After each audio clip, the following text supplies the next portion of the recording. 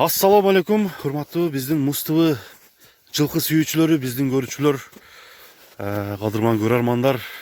Бүгүн биз өзүңүздөргө белгилүү аттын мекени, аттар аябай жакшы чыккан аттардын мекени, Кыргызстандын Өзгөн шаарына караштуу Красный Маяк айылындабыз туугандар. Бүгүн сиздерге көргөзүүчү аттар 3 чыгат туугандар. Андыктан 3 атты көрүңүздөр, жакканын өзүңүздөр аласыздар. Биринчи номердеги атты 6 февраль 2020 жылы тартып көргөзүүнү баштайбыз. Бул биринчи номер. Биринчи эле жашынан айтып өтөлү, жашы жаңасы, жазга 2 асы экен туугандар. Байгашка караңыздар, кашкасы узатасынан кеткен, мурдунун түгүнө чейин кашкасы бар экен. Азыр алардын дагы даана көргөзүп беребиз. Бүгүнкү 3 ат туугандар жөндүү баада коюлат. Биринчи номердеги бул кашка, кара кашка, өзү дагы чум кара экен. Баасы 120 000 сом деп коюлду туугандар. Улака чабып көрүп алсаңыздар болот. Теке улака, мындай жарай турган, бою 1,58 сантиметр бою бар экен. Арканкы 2 буту ак. Азыр көкүрөк тарабын сиздерге тартып көргөзөлү дагы. Биринчи атты көрүп өзүңүздөр баа бериңиздер, ээсине чалыңыздар. Ээсинин номерин экрандын алдына коюп өтөм. Андыктан туугандар жөндүү баадагы жылкы караштыргандар болсо 120 000 сом деп коюлду. Мынакей кашкасын көрүп атасыздар, кабагын. Бир жүгүртөлүчү болот да. Аттын кетишин көрөлү. Кандай кетет экен, атка баа бериңиздер дагы. Кайсыл ат жаккан болсо, азыр алдыда 2 ат дагы чыгат, ошону көрөсүздөр. Мынакей туугандар, ат.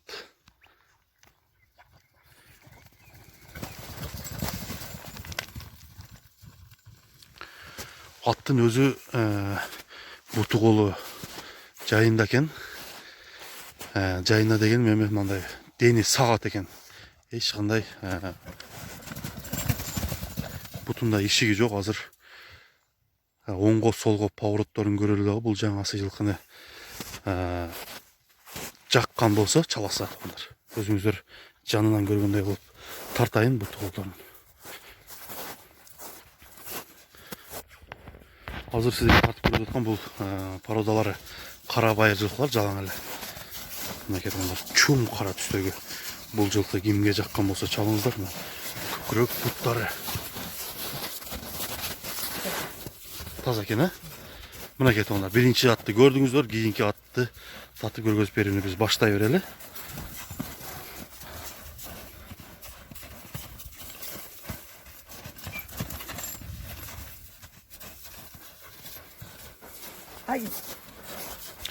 Аттын кандай немеси, жоошпу?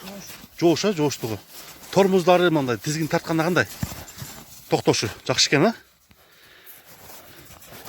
Канча жем жеп атат? 3 килограмм. Мынакей туугандар, 3 килограмм теке улактын аты экен. 3 килограмм жемди жейт экен.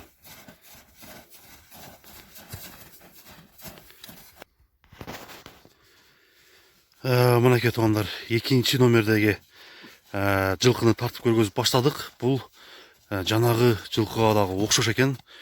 Бунун дагы сыны, өзүнүн деңгээлине жараша сыны бар экен туугандар. Мынакей караңыздар, койкоңдоп, басышында дагы бир нерсе бар экен. Бул жылкы жанагы биринчи тартылгандан 1 жаш чоң экен, 1 жаш чоң. Ошондо бул 2 асы, жазга 3 туугандар. Бул жылкы азыр минип жүргөн жигиттен сурайлы, кандай ат экен, улакка жүгүрөбү? Бул улагы кандай? Улагы жакшыбы? Кириши, чыгышы? Эми теке улактарга да бул турабы? Мынакей теке улактын жылкысы. Бул жылкы туугандар $2000 тууру бааланыптыр. $2000 сом менен эсептегенде 140 000 сомго айланып калат.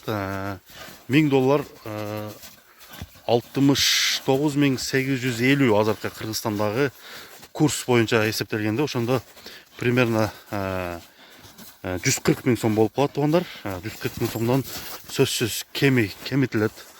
Андыктан бул 2 асыйдагы жазга 3. Жашы менен эсептегенде азыр 5 жаш экен, туура. Жазга 6 жаш. Эки жагын тең айтып өтөйүн. Андыктан бул жылкыны жактыргандар болсо, азыр чабып көрөлү дагы. Жактыргандар болсо, ээсине чаласыздар.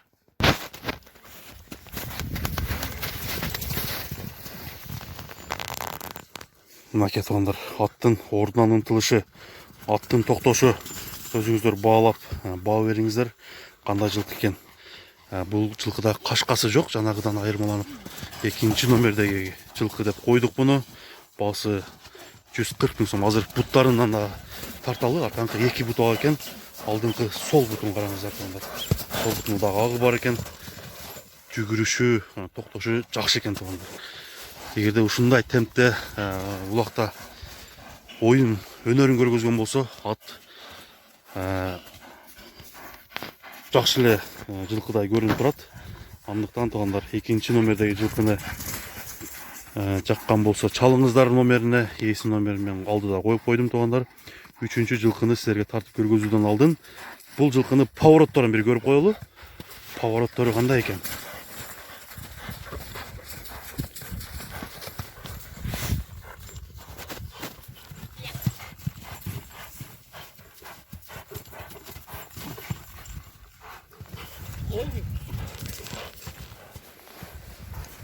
Оозу кандай, жумшакпы?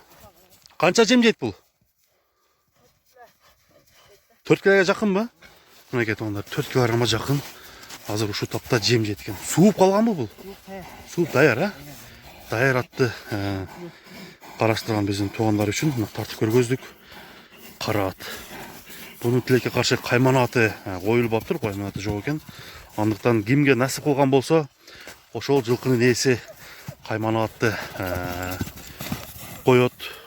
Андыктан бул экинчи номердеги жылкы болду. Үчүнчү жерде жылкыны тартып көргөзүүнү биз баштайбыз.